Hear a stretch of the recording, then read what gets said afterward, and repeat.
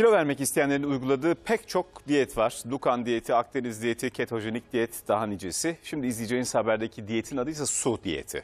Namı diğer horlama diyeti. Bu diyetin öncelikli amacı adından da anlaşılacağı üzere horlama problemini çözebilmek. Peki nasıl uygulanıyor? Bir bakalım.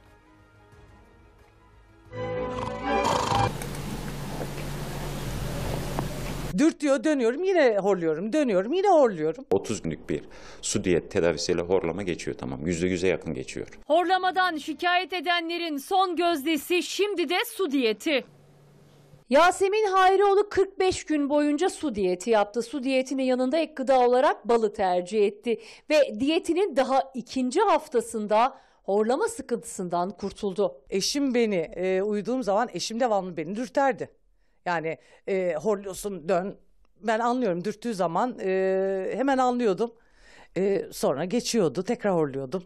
Tabii sonra bu tedaviye başladıktan sonra hiç horlamıyorum. Su diyeti horlama için %100'e yakın sonuç veriyor. Su diyetinde bol miktarda alınan su dışında gün içerisinde sadece tek bir gıda tüketilmesi öneriliyor. Ağzım kurumuyor, ağzım kapalı uyuyorum, normal nefes alıyorum.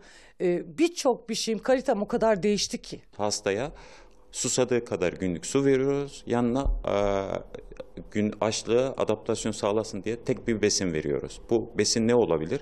Bal olabilir, meyve olabilir, sebze olabilir, et olabilir, yumurta olabilir. Tek bir besin, su ve besin. Onun dışında hiçbir şey kullanmayacak. İlk 5-6 gün gerçekten çok zorlandım çünkü ben yemeğe alışmıştım.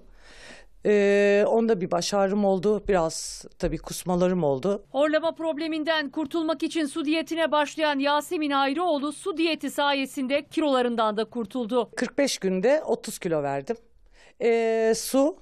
Suyun yanında da ek gıda olarak da bal yedim. Boğazımızdaki mukozalar bu toksinlere, mantarlara ve ağır metallere maruz kaldığı için boğazımızdaki mukoza tabakası bozuluyor. Bozulduğu zaman da ilerleyen zamanlarda horlamaya neden oluyor. Kahve içerken balla tüketiyorum. Çayımı balla tüketiyorum. Canım tatlı çektiği zaman balı bir kaşık ağzıma atıyorum. Uzman kontrolünde yapılan su diyeti ayrıca migrene ve diyabete de çözüm olabiliyor.